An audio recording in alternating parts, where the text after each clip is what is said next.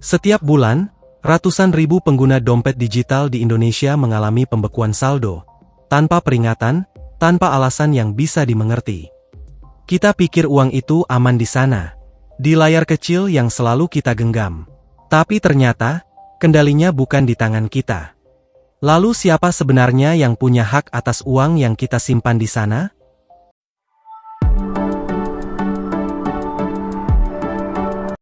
Sebelum kita menjawabnya, mari ingat dulu, mengapa kita rela menyerahkan kendali ini? Karena teknologi ini lahir dari harapan. Dari keinginan agar uang bisa berpindah tanpa antre, tanpa biaya, tanpa batas wilayah. Dompet digital telah menghubungkan desa dan kota, ibu rumah tangga dan pelaku UMKM, anak kos dan freelance. Ia membawa kebebasan finansial bagi jutaan orang yang dulu terpinggirkan dari sistem perbankan. Untuk pertama kalinya, seorang penjual gorengan bisa terima pembayaran hanya dengan memindai kode. Ini bukan kemajuan kecil.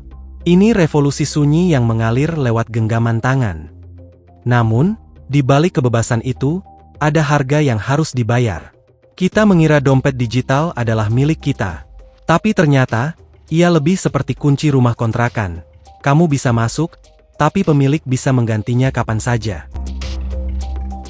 Berdasarkan data internal dari 3 platform e-wallet besar, lebih dari 60% pembekuan saldo terjadi karena sistem deteksi otomatis, bukan laporan manusia. Artinya, keputusan atas uang kita diambil oleh algoritma yang tak pernah kita lihat, tak pernah kita dengar suaranya. Lalu muncul pertanyaan, kalau keputusan besar diambil oleh mesin, lalu di mana letak kebebasan kita? Untuk memahami ini, kita perlu tahu bagaimana mekanisme ini sebenarnya bekerja, dan sejak kapan uang kita bukan lagi sepenuhnya milik kita. Kita mentransfer, menyimpan, bahkan meminjamkan, seolah-olah semua itu milik kita. Tapi di balik layar, ada dokumen kecil yang jarang dibaca. Saat kamu mendaftar dompet digital, kamu menyetujui syarat layanan.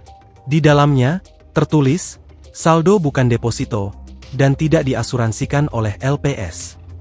Artinya, secara hukum, uang itu bukan simpanan bank, tapi dana titipan. Seperti menitipkan uang ke tetangga, dengan janji bisa diambil kapan saja. Tapi tetangga itu punya hak untuk menahan jika merasa ada yang aneh, meski kita merasa tidak bersalah. Kalau kita hanya penitip, bukan pemilik, lalu apa bedanya kita dengan pengguna, bukan nasabah? Tapi mengapa protokol ini justru makin ketat sekarang? Jawabannya ada pada bayangan yang tak terlihat. Ancaman pencucian uang. Di balik setiap klik, setiap transfer, ada mata-mata tak kasat mata. Bukan polisi, bukan bankir, tapi algoritma yang belajar dari jutaan transaksi. OJK mewajibkan semua fintech memasang sistem deteksi transaksi mencurigakan. Jika kamu sering kirim Rp500.000 setiap Senin pagi, atau menerima dari rekening yang pernah diblokir, akunmu bisa langsung dikunci. Kita dikorbankan untuk keselamatan bersama. Seperti karantina saat wabah, beberapa orang sehat pun harus terisolasi demi mencegah penyebaran. Sampai sejauh mana kita harus rela dikorbankan demi jaringan yang tak pernah meminta izin? Dan ironisnya, semakin kita bergantung pada infrastruktur ini, semakin kita kehilangan cara untuk melawannya. Bayangkan kamu butuh uang itu untuk berobat, untuk bayar tagihan. Tapi tiba-tiba, semuanya mati. Tidak ada suara, hanya notifikasi dingin. Akun Anda sedang dalam proses verifikasi. Berdasarkan pengaduan ke OJK, rata-rata proses pembekuan berlangsung 14 hari. Tapi beberapa kasus, hingga 45 hari, tanpa kompensasi apapun. Bayangkan uang untuk obat anakmu tiba-tiba tak bisa diakses, hanya karena sistem menganggapmu mencurigakan. Bukan pelindung, tapi penjaga yang tak pernah mendengar tangisan. Disitulah kita mulai bertanya, apakah keamanan protokol lebih penting dari rasa bersalah seorang ibu yang tak bisa beli obat untuk anaknya? Ini bukan cerita unik. Di tempat lain, bayangannya jauh lebih gelap. Di India, tahun 2023, lebih dari 3 juta dompet digital terkunci dalam 1 bulan. Di Nigeria, pemerintah membekukan rekening warga yang protes secara massal, dengan alasan keamanan nasional. Uang digital bisa jadi alat kebebasan. tapi bisa juga jadi alat kontrol. Karena ketika akses ke uang bisa dimatikan dari jarak jauh, maka kebebasan pun bisa dibekukan dengan satu klik. Apakah kita sedang menuju dunia di mana hak atas uang menjadi sesuatu yang bisa dicabut?